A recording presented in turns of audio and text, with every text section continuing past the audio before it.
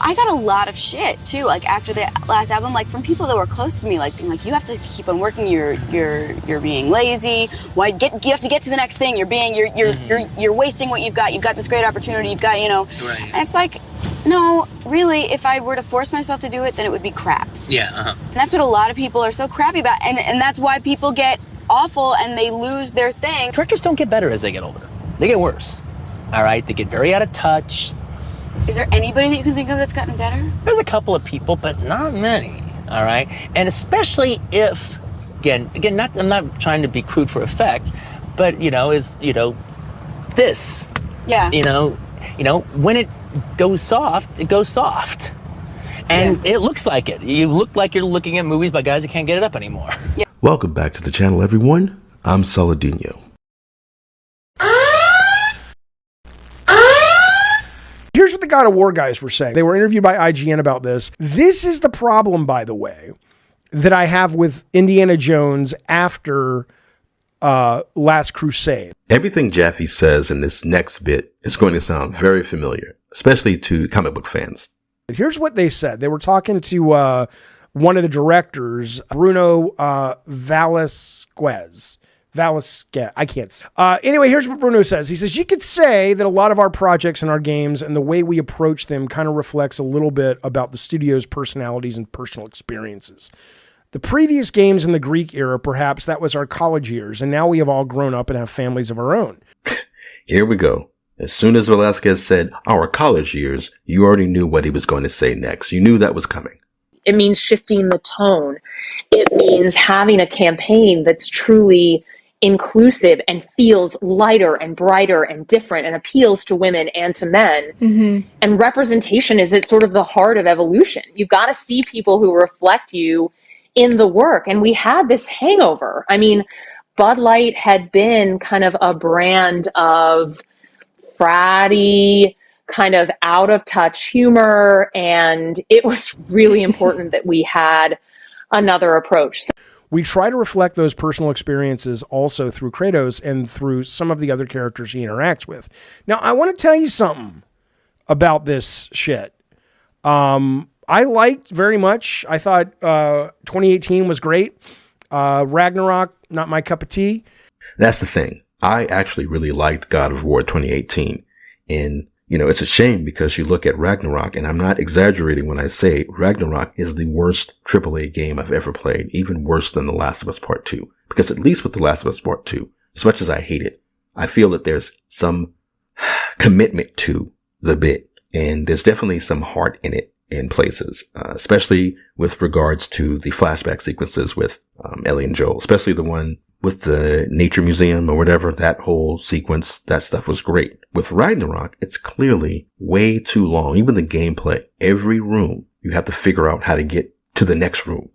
Too many puzzles, just too much, and all of it feels perfunctory. And all the stuff I've talked about, how Kratos isn't actually Kratos, and how he's crying constantly over his warrior son. Ridiculous. And the thing is, one of the things I liked about the 2018 version is, Kratos isn't really Kratos in it either. I know we're supposed to look at him as being older and more mellowed out and, having gone through the stuff he's gone through, but it's really just more of a ripoff of The Last of Us with, Kratos being more like Joel than anything. And, in a way though, like they say, the bad poet imitates, the great poet steals. I like Kratos much better in the 2018 version than how he was in the OG games. And the only OG game I actually played was God of War 3, which great gameplay, but I actually hated Kratos and everybody else in it. I would have gotten 1 and 2 probably, but I was Xbox until the PS4 generation. This is how you share your games on PS4.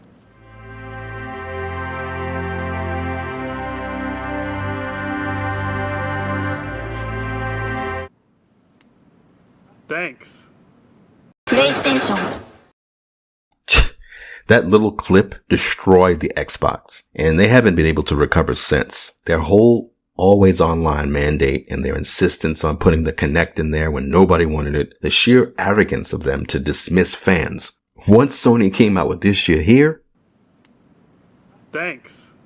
that was a wrap for Xbox. It's funny now, too, 10 years later, and looking at Sony and all the own goals that they're scoring against themselves. It's kind of ridiculous. But yeah, so I only played the original God of War 3. Great gameplay, but it was way too long. You know, not as long as Ragnarok, but it was way too long. I was like tired of Kratos at a certain point, but the game kept going. You know, all those annoying, obnoxious gods. You're not, but you, what have you done with my child? My boy, where is my boy? Your son is dead. Looks like they're going to remaster these games at some point, and so maybe I'll get them. I don't think I probably will, because knowing the way things are now, what they're going to do is edit out all the good stuff. They're going to take out all the boobs, and they're going to take out like the sex mini game, all that stuff. So yeah, I probably won't get the remaster. But this is the problem with Indiana Jones. I don't want these characters to grow. I don't give a fuck what you're going through at the studio. And I don't mean that disrespectfully. If you're going to build a brand new IP, or you're going to build a character into the God of War lore, and that character is struggling or dealing with your problems that a lot of you guys that have gotten older and girls at the studio have dealt with, that's wonderful. Do that shit all day long. But don't take the character Kratos or Indiana Jones and go, you know what? I'm Steven Spielberg. I'm older now, and I'm really into family, and I want to tell stories about fathers and sons and God. No, fuck you. Yeah, that sounds familiar. And all they care about is, how can I put myself in the book? No, we don't care what you would do if you were Iron Man. We don't care who you are. You're writing Tony Stark. You're not writing yourself in a book. In a lot of ways, cancel paid culture, you know, and media activists and entertainment, all of that is self-insert culture. All of it. Obviously, they don't care about Indiana Jones or Kratos or Captain America, you know, or Spider-Man. They just want to tell their agenda-laden stories. But nobody's going to read a story about black lesbians riding around the city on bikes, spray painting BIPOC slogans or whatever. Nobody cares about that. So they have to take pop culture icons and break them in order to push their pointless message across. Then, you know, when you call them out on it, they get mad. That is not what this character is, whether it's Indy or whether it's the goddamn Kratos. Okay. I just stop. You know, I get it. You know, I don't know. It's just like someone needs to be able to tell these people no sometimes and say, look, we love that you're arty-farty. We love that you're taking shit from your personal life. We love that you're treating the medium, and Sony always has, as an art form as well as a business. You know, we get it. We love it. We support it. But somebody still needs to step up there and go, you need to do all that within the pin that we've put up a fence for you. And if you step outside, the electric shock collar is going to get you. You need to do all that within the pin that says this is what God of War is. This is what Indiana Jones is. And if you want to make something that's not that, that's cool. But don't fucking call it God of War and don't fucking call it Indiana Jones. That's all I would say. I saw some YouTube short where this black guy, some hotep, he was saying that Jaffe is out of touch and that Kratos now has character growth. I don't know. There's this thing. I don't remember it in this video that Jaffe did, but apparently there's this idea that Jaffe said, I don't remember him saying this, that Kratos became too soft. But he's absolutely correct that Kratos is not acting like Kratos at all. Kratos is a Spartan. He's the god of war. Somebody tried to argue with me in another video saying that, oh, well, you know, he lost his wife and his kids, so of course he's going to act like a bitch when worrying about his son now. It's like, no, his wife and his daughter is a woman and a girl. His son is a warrior and a god. This is a Spartan again. So that culture, remember, they used to throw their sons to the wolves. They used to make them fight one another. They used to bake them in the art of war. King Leonidas, remember his wife, Gorgo, the queen, told him when they went off to do the 300 deal, come back victorious or come back dead on your shield. This whole thing where we're going to have this story now of Kratos sitting around in his stank-ass hut, trying to bury his head in the sand or the snow, whatever he's doing, whining and sniveling and crying, talking about, we don't want to be involved in this. I don't want to be involved. It's one thing, you know, in the first game for him to be like, oh, I don't want you mixed up in this stuff. The gods have been nothing but trouble. It's destroyed my life. It destroyed my first family. I don't want you to be a part of that. That makes sense. But here, he's literally telling this kid, after everything they went through in the first game, Atreus proved himself as a warrior, as a little kid. And, all that stuff with that team up against Baldur at the end, right? That was some straight up NBA Jam shit.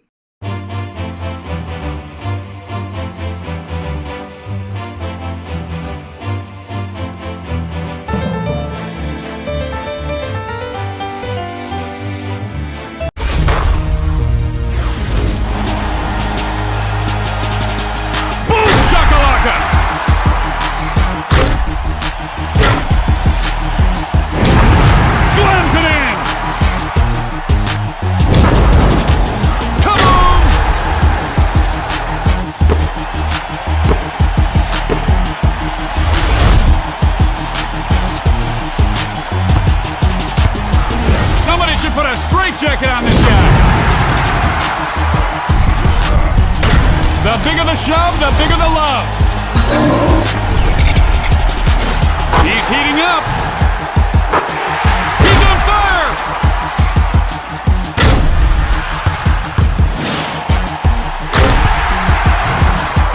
Come on.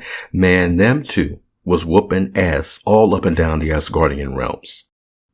You don't treat your son like some little panty-waist bitch after that. Worrying about him and worrying after him like some doting mother is not character growth. It's not showing that, Kratos now doesn't just fight for himself. He fights for all of us. That's bullshit. That's what that Hotep was saying. Oh, he's not soft. He still fights and kicks ass and kills people, all that stuff. But now he's doing it for the greater good of everybody. No, he's not. He literally was like, we're not going to be involved in the... What do you think's going to happen when Ragnarok happens? It's just going to pass you by? So stupid. This isn't about like, oh, well, if he didn't worry about Atreus, it means he doesn't love his family or he didn't love his old family and that's cold and that's not. No. Again, he's a warrior. This is respect for another warrior and another god. It's like one of the coolest things about The Dark Knight Returns was something I never really thought about, especially being a kid and reading about Batman and stuff, is how the new commissioner charged Batman with child endangerment because of, Carrie, Robin, girl Robin, right? And it's like, wow, that's a good point. Batman has little child soldiers. And Kratos has a child soldier who, again, is a god. And he proved himself all up and down their journey to bring Lao Fei's ashes up to, Mount Rushmore, Mount Celeste, whatever. So it's like Batman respects these kids and he trusts them to be able to handle their shit. And so, of course, Kratos should trust that. I mean, the fact that Atreus is his son, that could be part of him being concerned for him, but you have to have respect for him. Kratos would not act like he's acting in Ragnarok. It doesn't make sense. It's not, profound. It's not growth. It's regression and it's emasculating and it's stupid. It's this. You have these idiots thinking that because they've gotten old and they're fat and soft and they worry about their snot-nosed kid getting bullied online or falling down the alt-right pipeline, because they're listening to Andrew Tate or whatever. They think, oh, it's character growth for Kratos to worry about Atreus, like speaking to Odin. Odin's going to corrupt him like Andrew Tate's going to corrupt you. And he gave Atreus an excuse to speak to Odin because he wouldn't listen and be a part of him attempting to stop Ragnarok. It's like, what was Kratos doing? He was just sitting around not wanting to be attacked by Freya. That was it. His arc was just, we can't be involved. Okay. So this is the thing. Nobody understands the difference between art and entertainment and the point of it. The whole self-insert culture of SJWs, cancel pigs, activists, they don't realize their lives are boring and meaningless and that stupid things they care about are silly and trivial. They don't have power in the real world and they think that their sense of helplessness is fun and compelling when it's not. It's that whole thing like I was talking about with Spider-Man. Nobody cares what Brian Michael Bendis would do if he were Spider-Man. We care what Peter would do. Nobody cares that MJ doesn't need powers to be a capable hero. MJ is not the hero of Spider-Man. MJ is the girlfriend.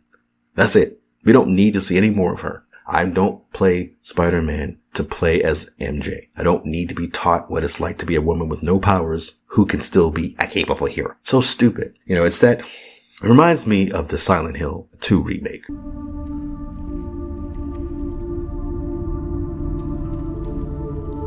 Sunderland snotting and shitting all over himself. Soon as he goes into the bathroom at the beginning of the game, he's kicking the door open. I did a whole video about this, how it's overly emotional to the point where I know there's this person, this entity made a video about people who complained about how Sunderland is acting in the remake trailer. And the person who did this video tried to dismiss it and say that the reason why there wasn't a lot of emotion depicted in Silent Hill 2 Electric Boogaloo was because of limitations of the hardware, which is just bullshit. The characters actually say things like, well, Sunderland actually says he doesn't care. He doesn't care how dangerous and weird or scary Silent Hill is. And people try to defend it, not just by saying, oh, it's the limitations of the hardware, but people actually try to defend it. When I was writing in comments in other people's videos about this trailer and the remake, and people were like, well, it makes perfect sense. I would be doing that. And it's like, again, I don't care if you would act like that in this situation. Nobody cares. It's not about what you would do in this situation. It's what Sunderland would do and what he did do in the situation.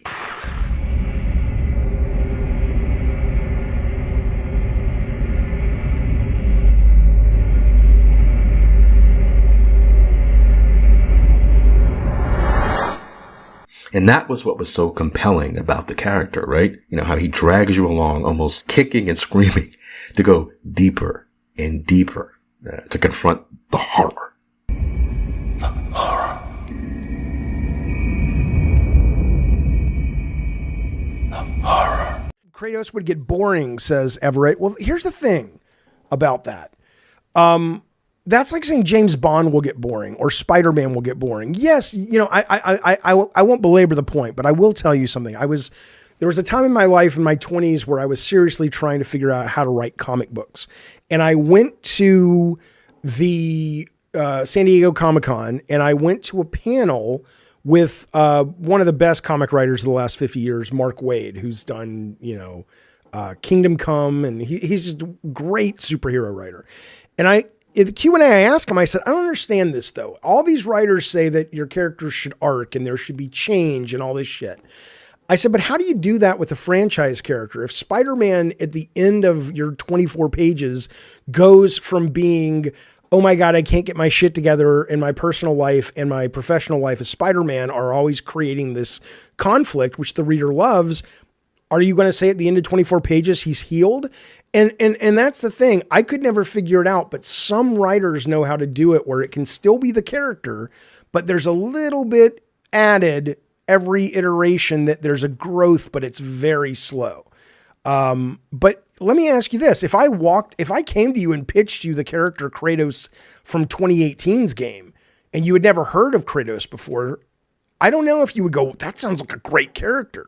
I think he's only great because of he's kind of, you know, he shat the bed in his previous games in terms of as a person, and now he's coming around the mountain. You know what I'm saying? You don't have to take an established character and make big changes to them. You're not going to change Spider-Man at the end of 24 pages or even at the end of a 6-issue arc. The character should stay the same. You can do this thing where you have interesting new challenges for the character, introduce a new subplot or a cliffhanger where you don't know how the hero is going to get out of it, but you don't have to change them as people. We know who they are.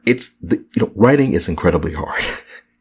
And it's hard enough just to tell a good story with the characters as they are. You can actually tell an amazing story with Peter Parker and you make him completely different than who he is.